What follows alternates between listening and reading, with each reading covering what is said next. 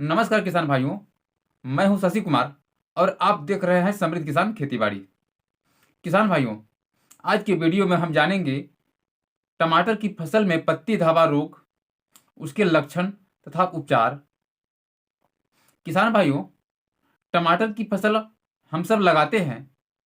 लगाने के बाद टमाटर की पौधा जब फल देने की स्थिति में आती है, उस समय बहुत बड़ा संक्रमण आता है। फफूंद का शिकार हो जाता है टमाटर और पूरे फसल बर्बाद हो जाता है। आप देखते होंगे कि टमाटर की फसल में धब्बा धब्बा पत्ती के ऊपर दिखाई देना शुरू होता है।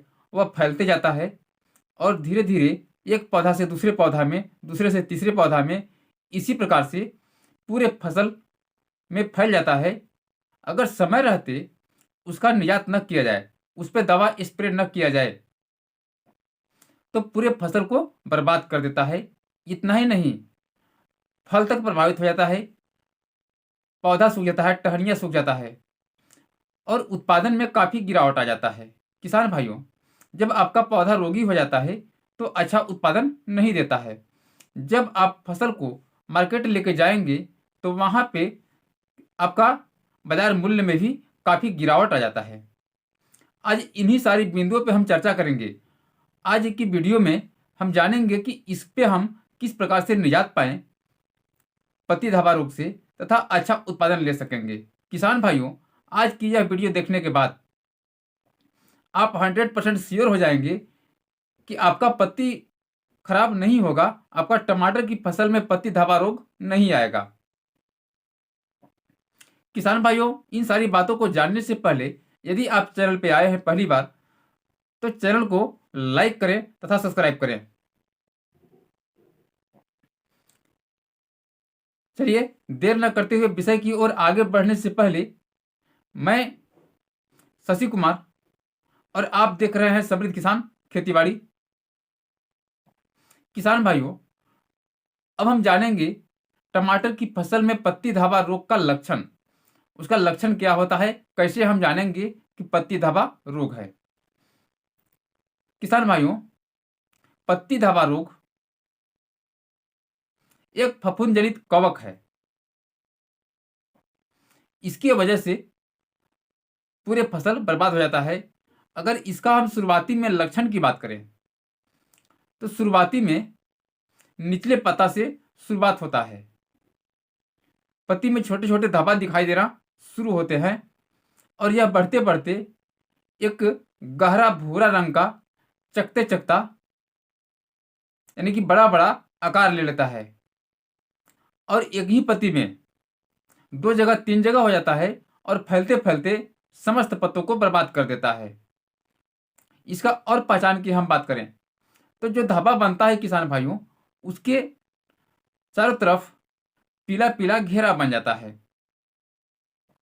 और वहां से पत्ती खराब होना शुरू हो जाता है।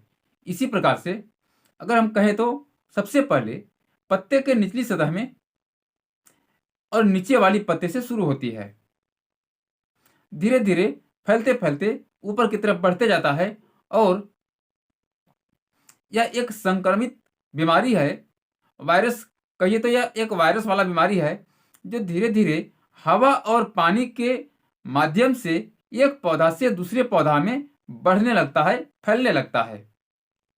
अगर समय रहते इसको कंट्रोल न किया जाए तो पूरे फसल को बर्बाद कर देता है।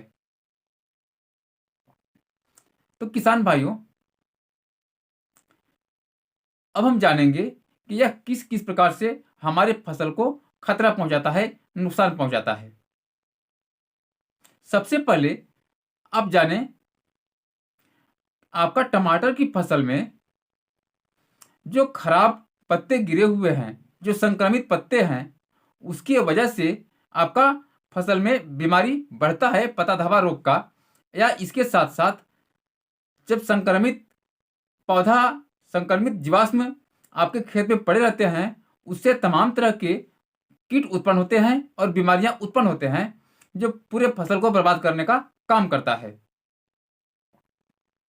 आप देखते होंगे कि आपका फसल में पत्ता खराब होते होते धीरे धीरे टहनियों में बीमारी लगती है, टहनियों को सुखाना शुरू कर देता है और इसी प्रकार से आपका खड़ा टमाटर, यानी कि जो टमाटर तैयार हो चुका है, फल देने की कंडीशन में है, फल दे रहा है, उस कंडीशन में भी देखते होंगे कि आपका टमाटर की फसल का समस्त पत्ता सूख जाता है और पौधा काला रंग का पड़ जाता है।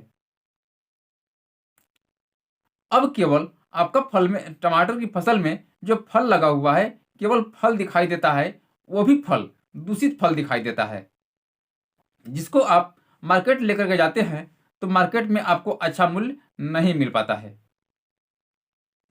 तो आज आगे हम जानेंगे कि किस प्रकार से इसका देखरेख करें, कौन सी दवा का स्प्रे करें, जिससे हम अच्छा शानदार उत्पादन ले सकें और अच्छा मार्केट में मूल्य भी ले सकें। किसान भाइयों,